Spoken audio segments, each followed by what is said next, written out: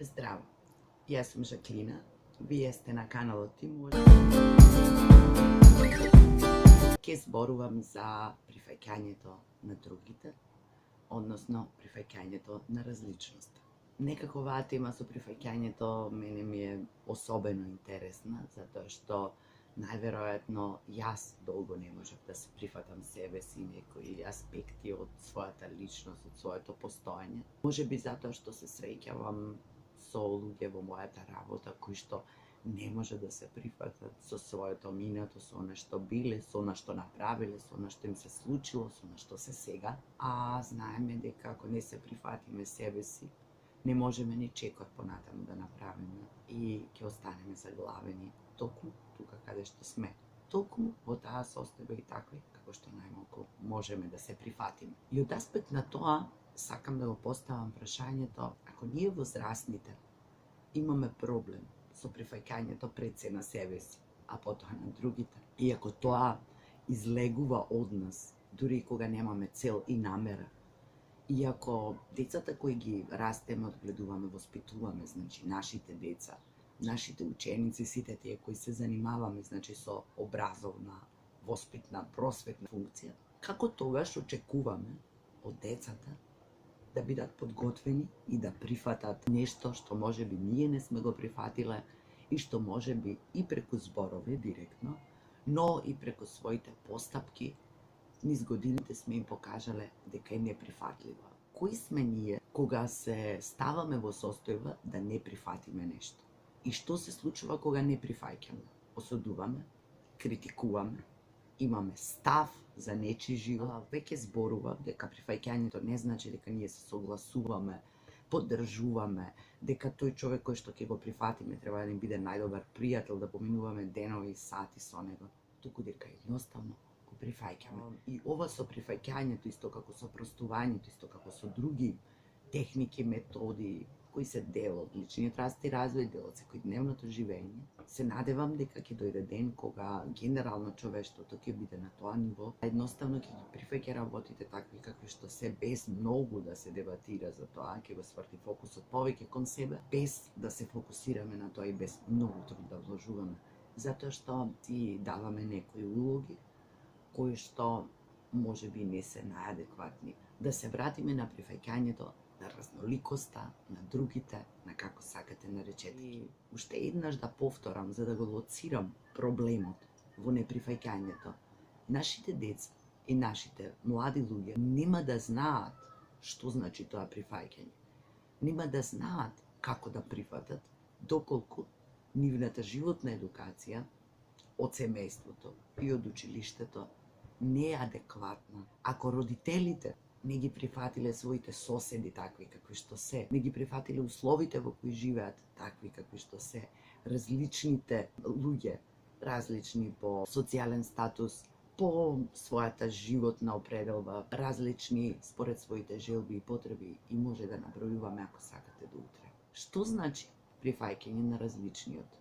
Во кој контекст се користи тоа и што се очекува од тие деца? Имам чувство дека никој тоа не им го објаснил на децата. Дека го имаме стеснето фокусот на одредени групи на луѓе, кои пак ние возрастните сме ги создале, на кои ние возрастните сме им ставиле етикети. Членовите на тие групи ги носат тие етикети и се борат за прифаќање, токму на тој начин што се изолираат, изделуваат, ја потенцираат својата различност.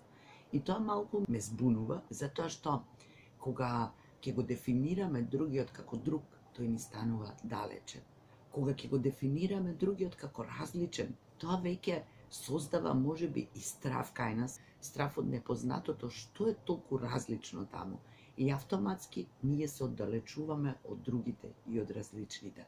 А всушност сите ние сме во улога на друг, за некого, во улога за различен, за некого, на чуден. Чудни им се нашите постапки, нашиот животен избор, на крајот на краиштата, начинот на кој што ги обавуваме секојдневните работи. Односно, сите ние сме други за другите. Сите ние сме различни за другите и на сите нам Ни треба прифаќање токму такви какви што сме, различни и други. Ако повеќе го ставиме акцентот на прифаќањето како дел од процес на работа на себе на поединецот, отколку анализа во што тоа е другиот различен, па да го запознаеме него, па да се обидиме да го прифатиме, па да се обидиме да го разбериме, а другиот и различниот пак од своја страна се труди да се покаже, докаже, објасни, презентира, се до тогаш сметам дека разликата меѓу нас станува се поголема. Прифаќањето станува се потешко. Како дел од образовниот процес во оваа наша мила татковина, навистина сметам дека кога им зборуваме на нашите ученици, прифатете ги другите, прифатете ги различните, фактички многу често не потенцираме за што се зборува, не го гледаме капацитетот и можноста на тоа дете да прифати. А децата не може да прифатат нешто со што првпат се соочуваат. Децата не може да прифатат нешто што им е непознато, нешто што им звучи страшно, а тоа не било така. Некој го направил тоа.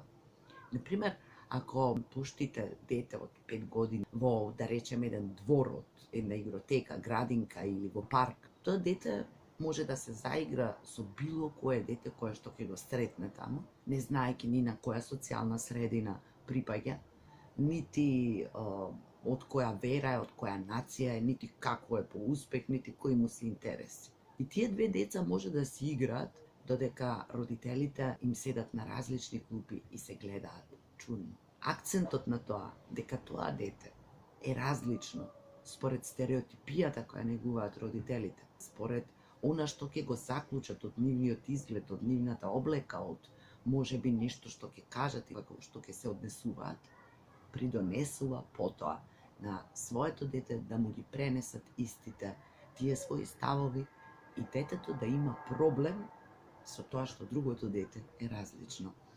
Мисле да некако како да го создаваме заедно сите проблемот на различни, проблемот на други, за потоа да си имаме работа, да го лечиме, да го надминуваме, кај децата кои што воопшто немаат свесност за различност и другост до тој степен до кој ние можеме возрастните да отидеме.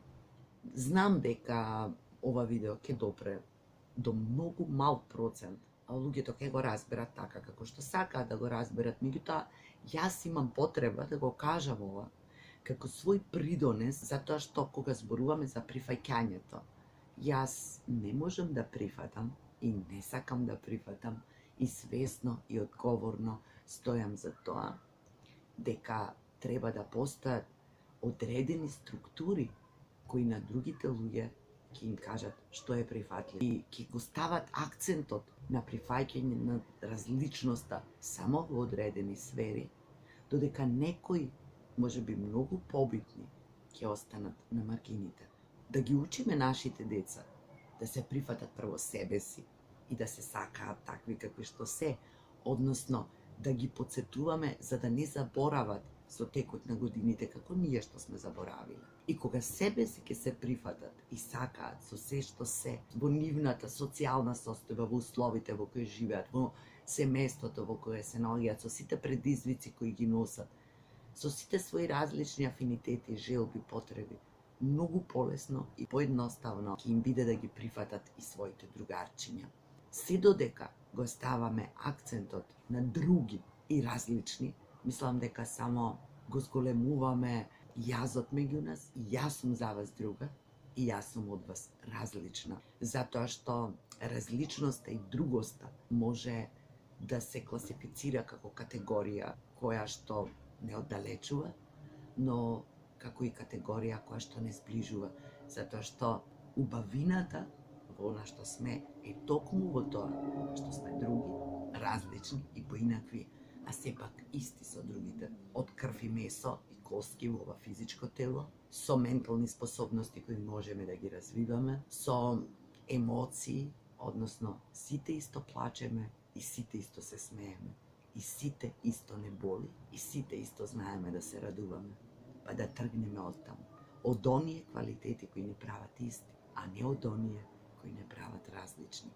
А својата разноликост, другост и поинаквост треба да си ја чуваме, затоа што таа не ни е дадена за џабе, а тоа што ние не сме освестиле зошто е тоа така, не значи ни дека не постои, нити дека треба да се откажеме од тоа. Тоа беа некои мои размисли, повеќе како порака до возрастните. Учете ги вашите деца и вашите ученици да се прифатат прво себе си, а потоа се друго. Ви посакувам убав ден, ви благодарам што ме прифаќате мене ваква, поинаква, друга, различна или можеби слична на вас. Се гледаме наскоро. Имајте убав ден.